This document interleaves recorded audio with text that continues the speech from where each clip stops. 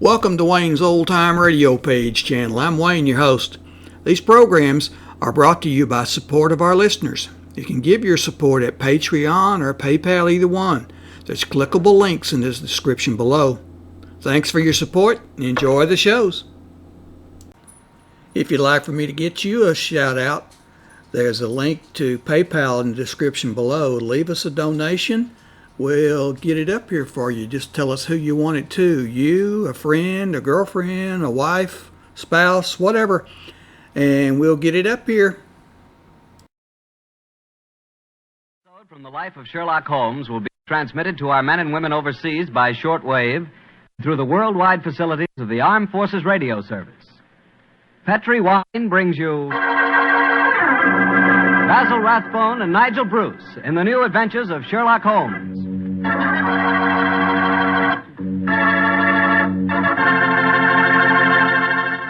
The Petri family, the family that took time to bring you good wine, invites you to listen to Dr. Watson tell us another exciting adventure he shared with his good friend, that master detective, Sherlock Holmes. And if you ask me, the best way to listen to that story is to do it with a glass of port wine right handy. Petri California port. No kidding, that Petri port is just swell for any time good friends get together to talk things over. You couldn't ask for a more delicious wine. Why, just looking at the deep, rich red color of that Petri port tells you that here's a wine with a flavor that comes right from the heart of sun-ripened grapes. If you haven't ever tried Petri port, why not get a bottle and have a glass after dinner tomorrow night? It's a perfect after-dinner wine, you know. And share that port with your family and your friends.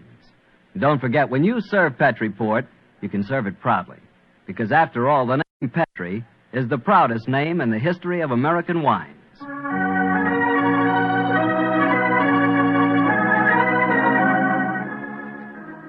And now let's keep our weekly appointment. Good evening, Dr. Watson. Good evening, Mr. Bartell. Draw up a chair. Thank you. That's it. By the way, do you know what date it is? November 5th, isn't it? That's right. In England, it's known as Guy Fawkes Day. Have you ever heard of it? It's something to do with a gunpowder plot, isn't it? Yes, Mr. Bartell, it is. And as Sherlock Holmes and I had a very unusual adventure on the 5th of November many years ago, it seems appropriate that I should tell you about it tonight. Before I begin, I think it might help you to appreciate the true flavor of the story if I tell you a little about the origin and the customs of Guy Fawkes Day. Swell idea, Dr. Watson. Well, my boy, on November the 5th, 1605, exactly 340 years ago today, King James I was about to attend the opening of Parliament when a plot was discovered to blow up the House of Lords during the ceremony. And the chief conspirator was Guy Fawkes, I suppose? Yes, he was. He was captured in a vault immediately below the House of Lords, a vault full of barrels of gunpowder. Of course, he and his fellow conspirators were executed. And ever since then, November the 5th has been known as Guy Fawkes Day. Well, how's it celebrated, Doctor? Well, it's a great time for the youngsters, Mr. Bartell. They black their faces, throng the streets, begging for pennies, and build bonfires in which to burn effigies of Guy Fawkes. These effigies are life-size dummies, stuffed with straw and dressed in old clothes. The children parade them in the streets chanting rhymes. Well, now, let me see. Please to remember the 5th of November. Guy Fawkes Guy, hit him in the eye. The kids must have quite a time. Sort of like Halloween, huh, Doctor? Yes, not unlike it, my boy. Well, now that I've told you something about the customs of Guy Fawkes Day, I'll get on with my story. It began just before lunch, I remember, on November the 5th, 1899. The day was foggy and cold, and Holmes and I were seated each side of a blazing fire in our Baker Street rooms. From outside, we could hear the sound of voices laughing and singing. Suddenly, Holmes rose and crossed to the window, opened it, and looked out.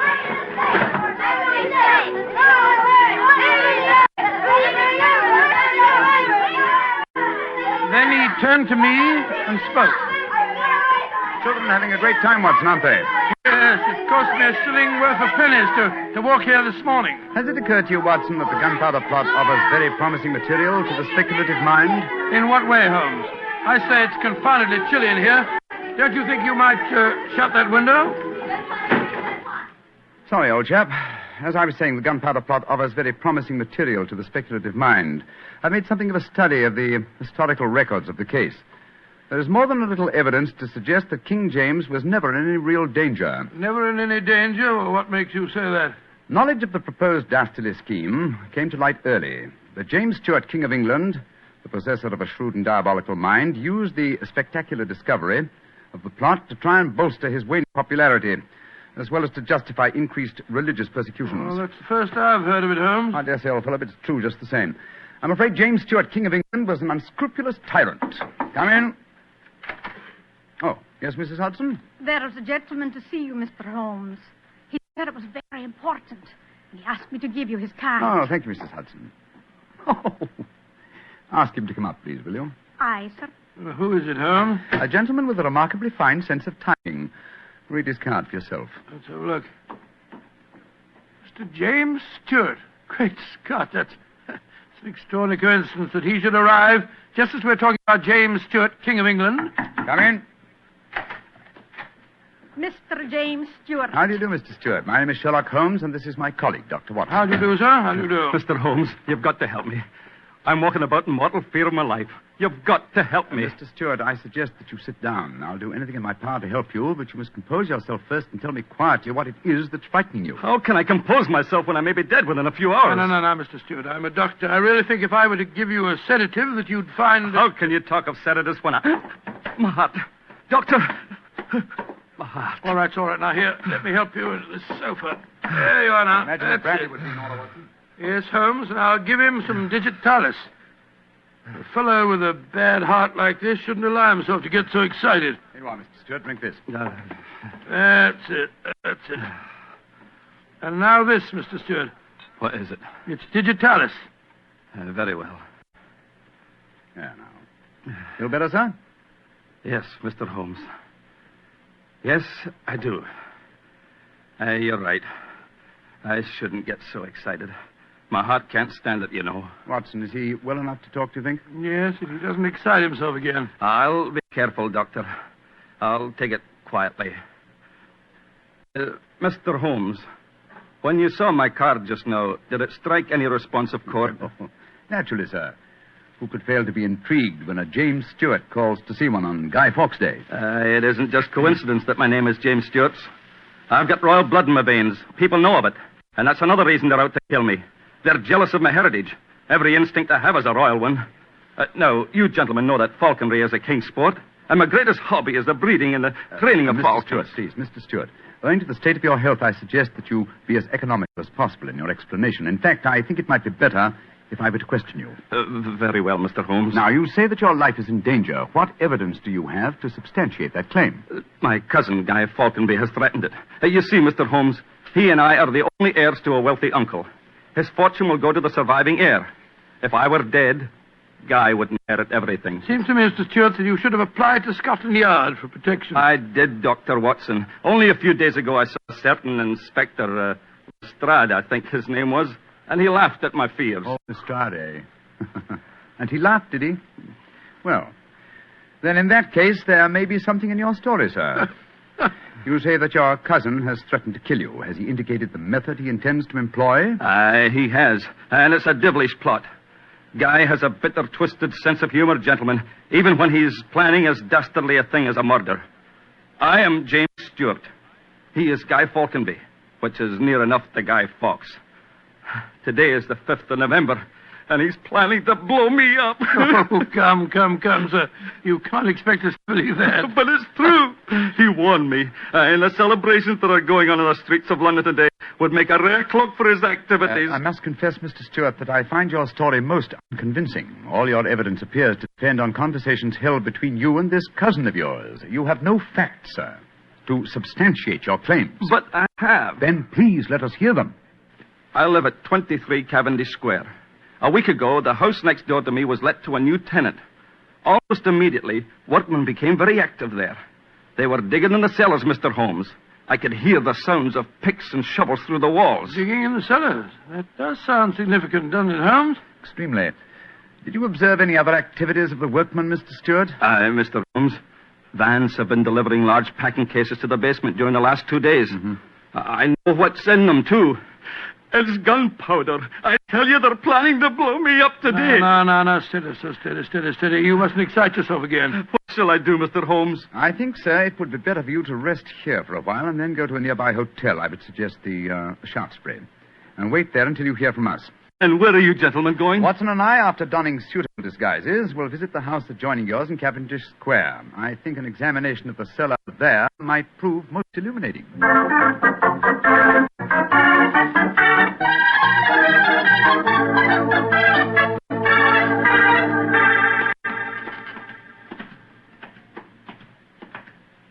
This must be the house, all right, Holmes. The empty packing cases are still by the foot of the basement steps. Come on, Watson. Let's go down and explore. Pardon my soul, I feel a little self-conscious in these clothes. No need to, my dear chap. You look a most authentic inspector of plumbing. Well, If anyone challenges us, you'd better let me do the talking, though. I think my accent might be a little more convincing. Shh. Listen. I can't hear anything. Exactly. Then we may reasonably assume that either the workmen are observing the Guy Fawkes holiday or that their work is done. Come on, let's try this door. It's unlocked. Yes. Huh. This is too easy, Watson. We must be prepared for a trap. Come on. I've got my revolver handy if there's any trouble. I don't use it until I tell you to. Remember, we're supposed to be plumbing inspectors. It's pitch black in here. I can't see a thing. Strike a match. See if you can find a gas jet. Strike a match when the cellar may be full of gunpowder. Don't take the risk, old chap. Oh, here's a gas jet. I'll light it. That's better. Now we can see a little. Uh-huh. I think the workmen have completed their job.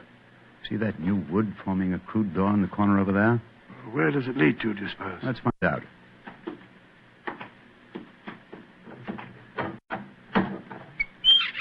Oh, also unlocked. And here's a miner's lantern, waiting conveniently for us on this ledge. Ooh, this is ridiculously easy. Now I'm sure it's a trap. I like the lantern. Great Scott, it's a tunnel. Yes, it's a tunnel leading into Mr. Stewart's house next door. Let's explore it.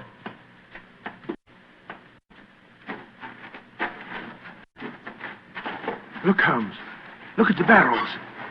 I bet they're full of gunpowder. Undoubtedly. We'll observe the fuses as well. Yes, the complete equipment for another gunpowder plot. I can't believe my eyes. What a fantastic plan, but how could the murderer be certain that Stewart would be killed in the explosion? I think that's easily answered, Watson. Remember Mr. Stewart's bad heart? In his present state of apprehension, an exploding firecracker would be enough to kill him. Oh, I suppose so. Hello? Hello? What's this lying on the floor? Curious? It's a funny strip of silk with a little ring on the end. Let me see it, Watson. Uh-huh. This seems to be familiar. By Jove! I believe it's a Jess. A Jess? What nurse said? The last piece of evidence necessary to confirm the conclusion Come is... out of there! And keep your hands above your heads! I've got a revolver! Right, you Governor. We ain't doing no harm. Now, remember, Watson, I'll do the talking.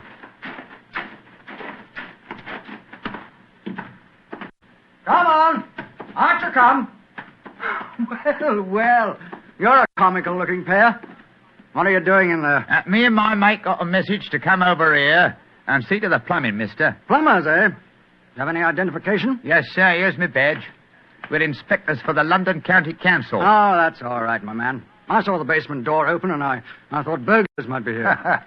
You're the owner of this house, sir? Yes, but my agent let it recently to some tenants who've been behaving rather queerly, I'm told. So I came round here to see what was happening. If you're the owner, sir, perhaps you can give me some facts for me records. I want to film me records, you know. What do you want to know? Well, your name, please, sir. Falconby. Guy Falconby. Look here. Alfie, hold your nose. What did he say? Nothing, sir, nothing. He's got bad hiccups. I've had him for months now. Can't stop him. Alfie, here, give me a pencil, will you? Thank you, Al. Now, sir, your name is Guy Falconby. What's the name of the tenant this house is let to? There are three of them. Oh, do you know the name, sir? Got to have them for me records, you see. Yes, the names are Winter, Rokewood, and Keynes. Oh, yes. Winter, Rokewood, and Keynes. That's right, sir. Sounds as if there might be a firm of solicitors, don't they, sir? Well, perhaps they are. I haven't met them. Just one more question, sir, and then I needn't bother you no more. Well, what is it? My religion or my grandmother's maiden name? No, sir, no, nothing like that. I just wondered who lived in the house next door on that side. We've had a complaint from there, too. Their pipes is bunged up. My cousin lives there. His name's James Stewart. Mr. James Stewart, eh? I'm much obliged, sir. Me and my mate will be going next door. Come on, Alfie. I'm not surprised his pipes are bunged up, as you so graphically put it. He's a great one for practical jokes about the house. As a matter of fact, he's planning one of them tonight. Well, that's no concern of yours. By the way, my man, what's your name? Nivet, sir. Tom Nivet. Come on, Alfie. We got work to do.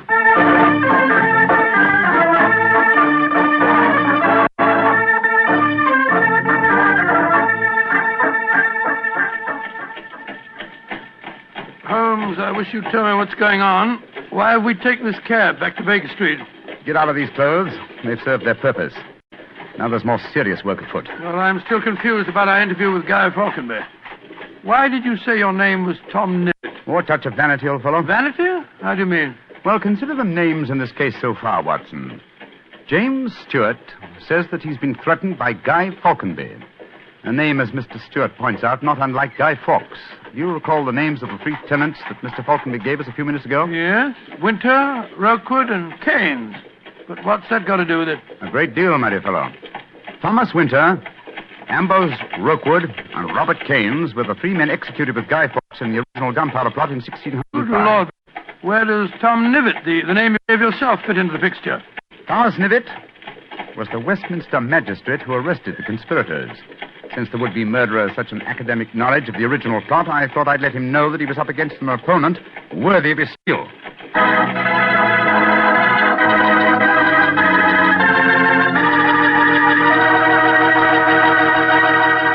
We'll hear the rest of Dr. Watson's story in just a few seconds. Just about time for me to remind you that if you want a wine that's sure to please the ladies, you can't mix with Petri California Muscatel. That's because Petri Muscatel is a golden wine with one of the most luscious flavors you ever tasted.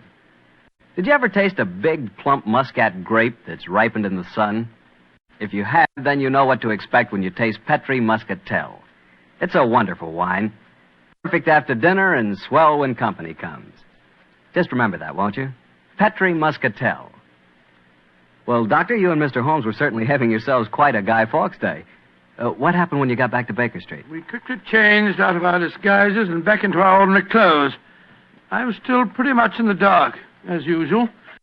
And I kept questioning Holmes as to our next move. He was in a state of suppressed excitement. And it was obvious as he spoke to me that he was anxious to be off. What's dawdle? There's so much work ahead of us. What do you mean, don't dawdle? I'm not dawdling. I'm dressing as fast as I can. What's our next move, anyway? Well, we must split our forces. Let's get hold of my band of street urchins, the Baker Street irregulars. I'm going to surround Mr. Stewart's house in Cavendish Square, and they'll be invaluable for that purpose. So what do you want me to do? Go to the Canterbury Hotel and collect Mr. Stewart, then return with him to his house and wait me there. I shall join you as soon as I've rounded up the irregulars, but I must warn you. Don't leave Mr. Stewart for a moment. Don't let him out of your sight until you see me again. Of course I won't, Holmes, but, I must say, the idea of all that gunpowder in the cellar doesn't make me feel any too have happy. Faith in me, old chap. Have faith in me. You know, I wouldn't expose you to any danger if I could avoid it. And I assure you that I shall join you and Mr. Stewart very shortly. You have your revolver? Yes, of course. Good. And, give Mr. Stewart this revolver, will you? Tell him that I insist that he carries it. I fear that his own has probably been tampered with. Right you are, Holmes. I'll see that he has it. This is a strange business, I must say. That Guy Fawkes seemed such a decent sort of fellow. Yes, he appeared to be a most amiable fellow, didn't he? This is indeed an unusual case, Watson. We're up against one of the most sinister and twisted antagonists that we've ever met. Well, old chap, I'm leaving now. I'll join you soon. And don't forget, stay close to Mr. Stewart. Stay very close to him.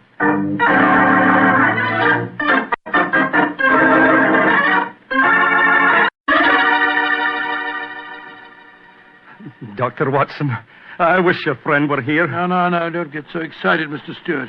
He'll be here any moment now. You've still got the revolver that I gave you? Yes, it's in my pocket. But what's the good of a revolver if there should be an explosion? Answer me that if you can. No, you must have faith in Mr. Holmes, sir. He's arranging now to have this house of yours surrounded by his band of street urchins. They'll see that no one gets to the cellar next door to light the fuses. A bunch of children. How can they do anything? You don't know the Baker Street irregulars, Mr. Stewart. And it's a perfect day for them to operate. As black-faced boys begging for pennies, they'd pass unnoticed anywhere. I hope you're right. But I have a premonition, Doctor. There's going to be a tragedy. I know it. Now, take it easy, sir. Remember your heart. You're in splendid hands when Sherlock Holmes is on the case. Here he is now. Holmes, I say, I'm glad to see you. You received your visitor yet? Visitor? We've seen no one. Then be on the alert. I've just been questioning the boys surrounding this house. A few moments ago, some children pulled a small cart up to the back door. A cart containing a life-size dummy. My irregulars thought that it was an effigy on its way to a bonfire. Oh, why shouldn't it be, Holmes? I have reason to believe that it's someone visiting you in disguise, Mr. Stewart. A visitor who is mounting the back stairs at this very moment. You've got to stand by me, Holmes. You've got to protect me. Don't worry, sir. Come in. Look at that apparition. Great Scott, Guy Fawkes, damn it. A dark lantern in his hand, and it's walking. And also talking, I trust. Keep away from me. I got a revolver. Take for sake, for Victoria's sake. If you won't give me one, I'll take two. The better for me and the worse for you. It's Guy Fawkes. Keep away from me, do you hear? The better for me and the worse for you. All right, then. I'm going to fire. Dear me, Mr. Stewart, the revolver I provided for you seems to be unloaded. How very odd. Well, what in fun is all this about? You've just witnessed an attempted murder, Watson. Murder? What are you talking about? This is a game. James and I had it arranged, the whole thing. You may have thought it was a game, Mr. Falconby, but I assure you that your cousin... Grab Mr. Stewart, Watson. He seems to be leaving us. Leave me alone. Take your hands off me. My heart. Help me put him on the sofa. That's it. I'll get him some digitalis. Look, I don't want to appear unnecessarily stupid, but will someone tell me what this is all about? With pleasure, Mr. Falconby. Your cousin had planned one of the most fantastic murder plots that I've ever encountered. He came to us with the story that you had threatened his life. But that's ridiculous. I'm very fond of him. Of course it's ridiculous. The whole plot was ridiculous. He leased the house next door, had a tunnel dug, and gunpowder and fuses planted there. Even entered the name of the tenants as Winter, Rokewood, and Keynes to give the apparent plot a further authenticity. You mean my cousin was the real tenant? Certainly he was. However, he was clumsy enough to drop that piece of silk with the wire ring on the end that you found in the cellar, Watson. The thing you called a jest. And what's a jest? It's a strap that goes round a falcon's leg to which its leash is fastened. You will remember that Mr. Stewart informed us that falconry is his hobby, and it therefore indicated that he had been in the cellar and consequently must have known about the whole plot. And all he was trying to do was to build up in our minds the belief that his cousin was trying to kill him. Exactly, my dear fellow. Had we believed him, of course he could have shot you just now, Mr. Falconby, in apparent self-defense. Good Lord, what a fantastic plot. I still can't quite believe Mr. it. Falconby, why are you dressed as a Guy Fawkes dummy? Well, it was James's idea. He said that he was going to dress up too, and that we were to go round the bonfires tonight and frighten people by appearing as live dummies. But the last message he sent told me to come up here, that we'd play a practical joke on a couple of friends of his. And did he provide you with the costume that you're wearing? Yes, as a matter of fact, he did.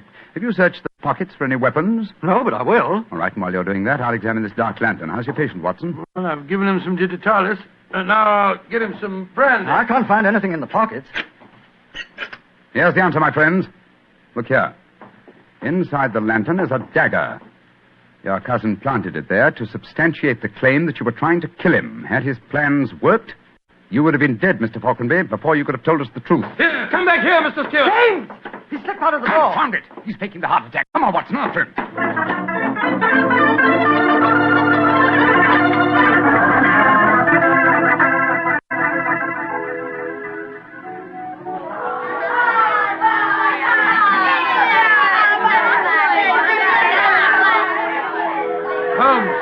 Holmes, where are you? Out of the way, please. Blimey. Here comes the Lord Mayor of London, chums. Excuse me, please. I'm trying to find a friend of mine. Most important. Holmes, where are you? Get out of here, Watson. I hear you calling me. Out of the way, please. I'm coming, Holmes. Why don't you send the postcard? You got away from me in the crowd. I'm afraid Mr. Stewart got away from us. Well, we'll never find him in this mark. Too old fellow. He's a dangerous man. There's no knowing what he may do. Where are the irregulars? There's Wiggins. Wiggins? Hello, Mr. Evans. Wait. Watson. Did you see a man run out of that house a few minutes ago? No, Governor. Perhaps Charlie did. Hey, Charlie, come over here a minute. It's Mr. Holmes. All right. I bet Charlie didn't see anything, though. He's got some savvy girl with you. Hello, Mr. Holmes and Dr. Watson. Hello, Charlie. Hello, Charlie. Did you see a man run through this crowd a few minutes ago? A tallish man with a gray moustache? Yes, I did. A man came running out of the house over there. That's the house. Where'd he go? He ran down toward where the shops are. And he stole our dummy, he did. The one we were going to burn on the bonfire. I tried to stop him, but he got away. Holmes, look up there on the roof. There's a figure. By Joe, I believe it's James Stewart. That's the man. He's the one that stole our dummy. He's standing up on the roof. He's going to jump. If he does, he's going to land on the bonfire. There he goes. He is jumping. Right into the middle of the fire. It's awful. He'll be burned to death. Don't worry, Wiggins. That wasn't a man who fell into the bonfire. What do you mean? From the gyrations that the figure performed as it fell, my dear Watson, I'm convinced that Mr. Stewart threw the stolen dummy to try and put us off the track. Then Stewart's still up there. He is, Watson. Come on, old boy. It's up on the rooftops for us. Up on the rooftops.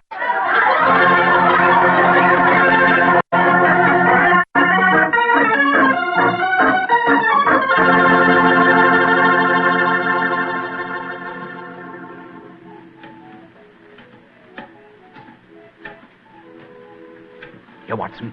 Let me help you up. Can you reach my hand? Yeah, I got it. All right, then. Up you come. Come on. That's it. Phew. Seems to me that fire escapes must be designed for giants. Keep your eyes skinned, old fellow. Stewart's a dangerous man. Might be hiding behind those chimney stacks. Come on. Upon my soul, this is a strange place to be on Guy Fawkes night. Yes, a comprehensive case, Watson. Starts in a cellar and ends on a rooftop. Look, Holmes. By the parapet there.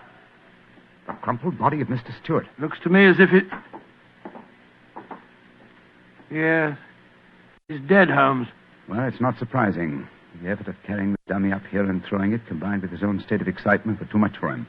No, frankly, I can't say that I'm sorry. No, he planned a murder. If it hadn't been for you, he would have succeeded. An extraordinary case, Holmes. Yes, old chap, and one that should long make us remember the 5th of November. By Jove, yes. Please to remember the 5th of November. Gunpowder treason and plot. I see no reason why gunpowder treason should ever be forgotten.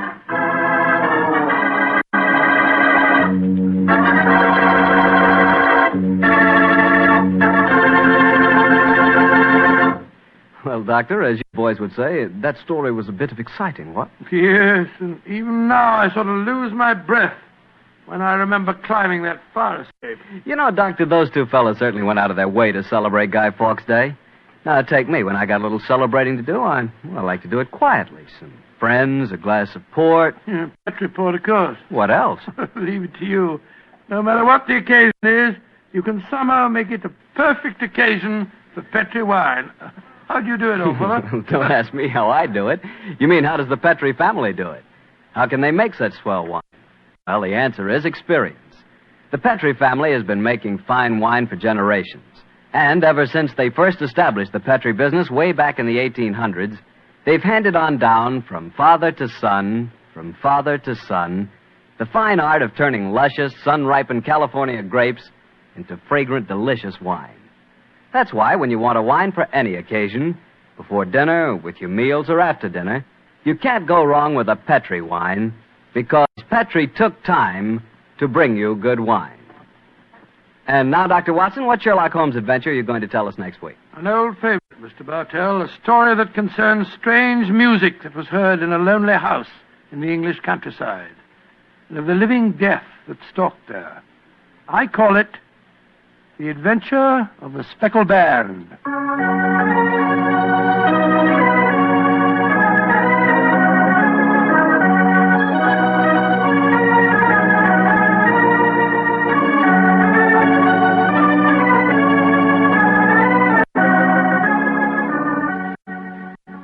Tonight's Sherlock Holmes adventure is written by Dennis Green and Anthony Boucher and was suggested by an incident in the Sir Arthur Conan Doyle story, The Adventure of the Devil's Foot. Music was by Dean Fossler. Mr. Rathbone appears through the courtesy of Metro-Goldwyn-Mayer, and Mr. Bruce through the courtesy of Universal Pictures, where they are now starring in the Sherlock Holmes series.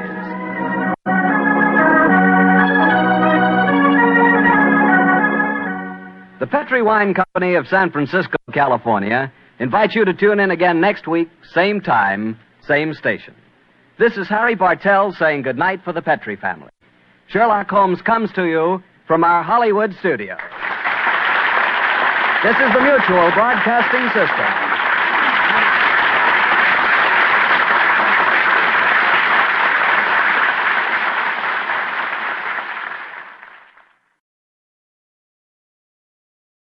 These programs are brought to you by support of our listeners. You can give your support at Patreon or PayPal, either one. There's clickable links in the description below. Thanks for your support and enjoy the shows.